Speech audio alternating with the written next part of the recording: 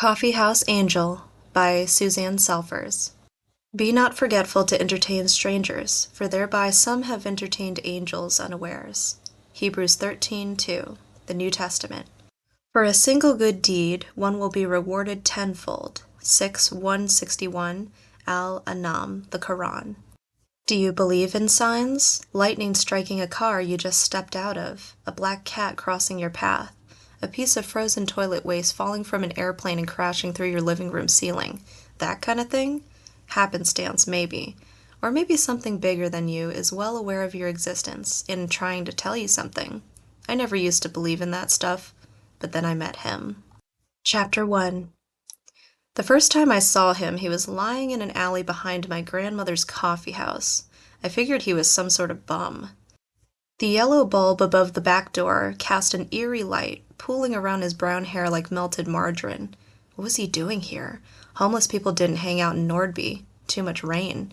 No public shelters or bus stations. Was he dead? I took a cautious step out the door, leaning to get a better look. His chest rose with slow, deep breaths, but the way he was stretched out on his back, his arm flung over his face, I couldn't tell if his eyes were open or closed. Maybe he was passed out drunk, or waiting for me to get closer so he could grab me. Another 16-year-old girl gone. Problem was, I had forgotten to take out the trash the night before, and I needed to get it into the dumpster or it would stink up the coffee house. But he blocked the way. He was dressed in a khaki kilt and ragged sweater. His bare legs were pale against the cobblestones, and his toes stuck out past the ends of his sandals. December, in my part of the world, was way too cold for sandals. "Hello?" I called. "Do you need help?" "Sleepy," he mumbled. That was all he said. Who wasn't sleepy at 6 a.m.? I would have loved another hour in bed, but as usual I was working the early shift, alone. Suddenly, I wished I hadn't said anything to him. If he turned out to be some kind of murderer, there would be no one around to hear my screams. None of the other shops had opened yet. The employees of Java Heaven, our next-door neighbor, didn't open until 7. That's right, 2 coffee houses, side by side. Maybe that's not unusual in the coffee-drenched world we lived in, with coffee houses sprouting up as fast as cavities after Halloween. But we were here first. Anyway, no one would be out walking a dog on such a cold morning or window shopping in the dark.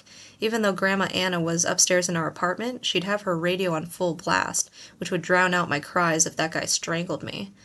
Maybe I was overreacting, but normal, safe, sane people don't usually sleep in alleys. He rolled over. I dropped the bag of garbage, ran inside, and locked the door. Then I did as I always did when I didn't know what to do. I called my best friend. We were both early birds, me because of my job, Vincent because of swim team practice. "Vincent," I said, clinging to the ancient rotary phone my grandmother kept in the kitchen. "There's a guy lying in our alley, and he's freaking me out. Maybe you should call the police." That wasn't such a good idea because my grandmother, Anna Svensson, owner of Anna's Old World Scandinavian coffee house, had gotten a stern warning from Officer Larson just a few days before. "You can't keep calling the department for every little thing," he had lectured after pulling his head out of the freezer. "But it's groaning. I thought it might be dangerous," she had explained. "Maybe it's a fire hazard. You want this place to burn down?" Groaning freezers are not part of my job, or lost keys, or late deliveries, or tourists who forget to tip. He tucked his thumbs under his belt. "There might come a day when you've got a real emergency and you want me on your good side." Grandma Anna didn't like people telling her what and what not to do, and because her husband had served as a Nordby police officer for most of his life, she believed that the local force should be at her disposal. End of story. "I don't want to call the police," I told Vincent. "It's not a real emergency. But can you stop by?" "Sure," Vincent said. "I'll be right over. Hey, don't go into the alley, just in case." I hung up the phone, feeling a little bit less worried. It wouldn't take Vincent long to shoot down Main Street on his bike. I checked the back door again to make certain I had locked it. Then I began my morning chores. Every morning before school I worked at our coffee house getting things ready for Grandma Anna, who would hobble downstairs at 7 to open the doors to her loyal customers. I didn't mind the early hours. I liked the darkness, the way all the shops slept, the way the seagulls called from the docks. Vincent often stopped in before swim practice to grab a scone or Danish. We'd sit at the counter and share the quiet, as if we were the only 2 people in the world. For a few minutes he'd forget his single-minded goal, to earn a swimming scholarship to top university and go to the Olympics, and I'd forget my single-minded goal to, well, I didn't have one. Vincent had known that swimming was his thing from the moment he had accidentally toddled off the edge of the Nordby public pool. What was my thing? My life was an ode to failure. The closet at the end of our hallway held the proof. A guitar, a harmonica, a recorder, a chess set, a fencing mask, a dried-out box of clay, skating boots, sheets of choir music, a microscope, and some boxing gloves. Evidence of things started but not finished. Desired but not achieved. Okay, I admit it. I lost interest the moment those projects went from a fun new idea to, oh crud, I actually have to practice. But I kept hoping that something would flow. Something could come as naturally to me as swimming had come to Vincent. Each of us is supposed to be good at something. Maybe that's one of the big lies they feed us in school, like telling us that Columbus discovered America, or that your vote actually counts, or that girls and boys are equal. Hello, ever heard of biology? Maybe the horrid truth is that some of us aren't meant to be good at anything. But I wanted to be able to say, this is what I'm good at. This is what I was born to do. This is my thing. Even if I had discovered some God-given talent like Vincent's, I wouldn't have had much time to pursue it. The coffee house supported Grandma and me, so my working here was a matter of survival. I may sound like I'm complaining, but I really loved the place. It had been my home for as long as I could remember. I fit right in with my pale blonde hair and hand-knit sweaters. Look at the Norwegian girl in the cute embroidered apron. Take a picture of her and stick it on a postcard. I slipped an apron over my head and poured coffee beans into the grinder. Fog drifted past the front picture windows. The guy in the alley would definitely be cold. Didn't homeless people usually carry blankets around with them? A shopping cart filled with extra shoes, a poncho or two, maybe a tarp? I measured the coffee and dumped it in a huge percolator. A smaller percolator was saved for decaf. Only a few of Grandma Anna's customers drank decaf. Scandinavians like their coffee strong and jolting. A craving for coffee that is embedded in their DNA after all those centuries of darkness and cold. That's my theory.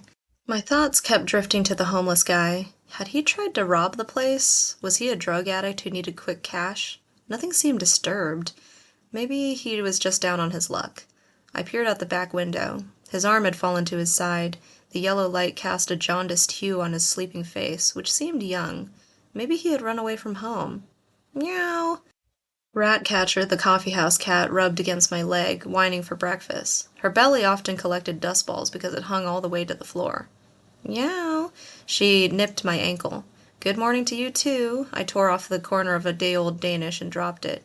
Ratcatcher inhaled the morsel. She was supposed to keep the rats in check. We had never seen a rat in the coffeehouse, but they scurried along the nearby docks. Ratcatcher once caught a field mouse, but she didn't eat it. She preferred pastries. I started to bag up the day-old pastries. Ralph, one of our regulars, usually took them down to the dock to feed to the seagulls. The pastries were perfectly good, just a bit dry. I ate them all the time. What if the homeless guy was hungry? What if he had to pick food out of the garbage cans? He probably needed the pastries more than the spoiled gulls needed them. And on such a cold morning, he would probably like something warm to drink, too. Vincent had warned me not to go out there, but I could just slip the food out real quickly. I wouldn't have to go near the guy. I poured some coffee into a large styrofoam cup, dropped in a sugar cube, stirred in some cream. Then I grabbed a packet of chocolate-covered coffee beans, a free sample from our supplier.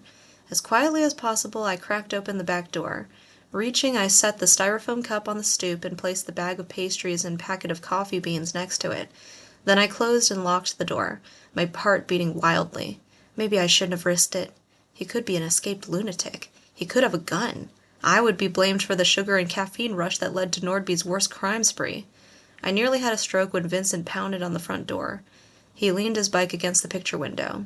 Vincent's a big guy. As big as a barn, my grandmother liked to say. He had one of those wide V-shaped swimmer's bodies. It's like his upper half got switched with someone else's lower half. Vincent had been my best guy friend since 4th grade. Don't worry, this is not one of those I'm in love with my best friend stories, because I wasn't. But my grandmother couldn't get that out of her head. She thought that boys and girls couldn't be best friends because it went against nature. She didn't know what she was talking about. This wasn't the old world. Boys and girls are best friends all the time. I liked Vincent right away because he was different from the other 4th grade boys. He never traveled in a pack, he never tried to pull up my skirt to see my underwear. He never ever told me I was too tall, or that I was stupid, or that my salmon sandwiches were gross. We became best friends, just like that. "Hi," I said, letting him in. He threw his gloves and knit hat onto a table. His black hair was flattened against his forehead. Is he still in the alley? Yeah. Vincent pulled a piece of paper from his coat pocket. I looked up shelters in the phone book in case he's homeless. There's one over in Kingston. I wrote down the address. He walked over to the back door and unlocked it. I'll give him some change for the bus. Your grandma won't want him hanging around. It's not good for business. He hesitated a moment, then grabbed a rolling pin off the counter. What are you doing? I asked. You never know. Vincent had this way of keeping a level head, no matter what happened. I think it was all that swimming, lap after lap, like underwater meditation. He was like a floating Buddhist. He opened the back door and stepped onto the stoop. I peered over his shoulder. The guy was gone. The goodies and coffee cup were also gone. Vincent handed me the rolling pin. Guess you won't have to worry about him. He scrunched his nose and picked up the garbage bag. This is rancid. He carried it to the dumpster at the end of the alley. You sure you didn't imagine that guy? Maybe you just saw some shadows. He nodded towards the pile of crates. I didn't imagine him, I insisted. I left some coffee out here, and some pastries. You talked to him? No, but the bag and styrofoam cup are gone, so that proves I didn't imagine him. Back inside, Vincent washed his hands. I'll be late for practice. Thanks for rushing over. No problem. I always have your back, Katrina. See you at assembly. He grabbed his hat and gloves. I handed him a scone, half of which he stuffed into his mouth. He could eat an entire meal in the time it took me to butter my bread. Ratcatcher watched enviously. I stood on the sidewalk as Vincent pedaled his way up Main Street, past the dark shops and empty parking spaces. Off to perfect his talent. Bye, I called. He waved, then disappeared around the corner. I was glad that the homeless guy had gone. It was hard enough to get all my chores done and still get to school on time without adding a possible murderer to the mix. He had looked young, maybe even my age. He probably wasn't a murderer.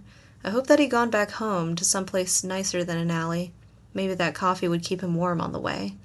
I picked up the newspaper and was about to go back inside when a flash of white caught my eye. A small something, glowing like a paper lantern, rolled down the quiet street.